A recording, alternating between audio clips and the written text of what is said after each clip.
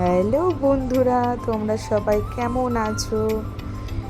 দেখুন বন্ধুরা, আমরা ঘুরতে এসেছি। এখানে দেওর একটা ছোট্টখাট্ট সুন্দর বাড়ি করেছে, চারিপাশে শাকসবজি লাগিয়েছে। দেখছেন বন্ধুরা কত সুন্দর।